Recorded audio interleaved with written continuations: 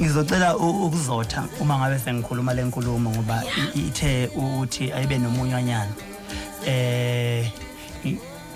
Ya ngiyabonga nje mabiyela. La kunelokhuzana kunendaba enkulu engithintile. Kunogogo la. Lo gogo wakhe lapha eMdletsheni isigodi. Lo gogo wakhulisa umgqumeni. Lo gogo mayekhulisa umgqumeni kusukela sesemncane umgqumeni bekuveza lokho ethi uqhathwe le eMdletsheni isigodi. Wayesho ngoba wayekhulele kuye le gogo. Lo gogo kuthiwa uDuvile Khumalo.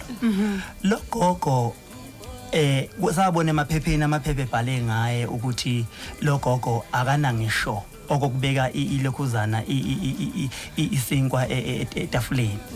Lo gogo ngibese ngilandelela ngoba mina kwangithinta futhi kwakufanele kungithinte njengomuntu owafikele emsebenzini kaMgqumeni futhi wangena ngaphansi kwekhampani enomgqumeni. Kwangithinta mangifunda amaphepha ngomuntu okhulisa umgqumeni engabe umgqumeni asimazi.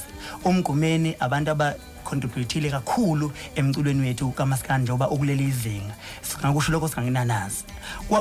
Ngithema ngithola ukuthi lo gogo akasena lutho uyahlupheka njengoba kwabhalwe emaphepheni kwabe sekungithinta mina ngase ngithi njengoba kukhisimuzi ugogo ukhisimuzi nje khona ukhisimuzi ugogo njengoba wazi but njengoba kukhisimuzi nami ake nginikele kulo yagogo ngemali nanti nje isheke lapha liyangibuka ngemali engango 10,000 ngizoyihambisa kulo yagogo ngoba ngithola ukuthi lo yagogo akasahlali ngisho savala ngisho emzini wakho sehlala ehlotsheni ngenxa yokusokola kwakhe. Ngizomhambisela imali ewu10,000 ngomsombuluko bese ngicela ukuthi kubafowethu bonke esinabe endimeni noma ngabe kuthiwa ubani abathinteke ngabantu abaphilisela amaqhawe nangemndeni ungaseyena umgqumeni kuphela nangemndeni eyakwazi ukuthi isinakekelele amaqhawe ngoba ngicabanga ukuthi lento ithumela umuzwa kunoma kubani ukuthi ugogo olapha eMdletsheni uyahlupheka useze wayeka ngisho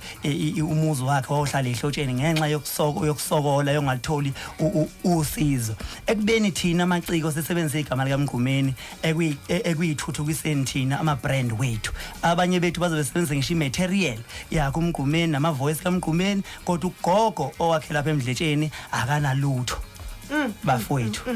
Hayi ngoba ngifuna ukubukwa hayi ngoba ngifuna ukubukwa kodwa ngithi gogo injalo into na ukhisimuzi naku khisimuzi ake sizwe ke Mdonso amazwi kagogo uDuvile.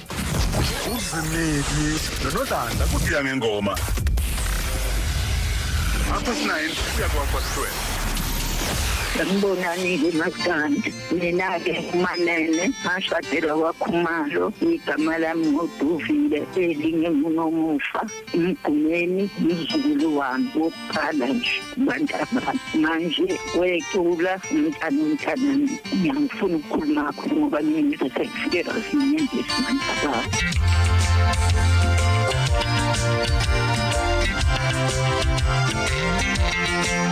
Abantu abami mina ngabhujelwa inzalo yami yonke intombi naye nensizwa yami nabo abazukulu bami.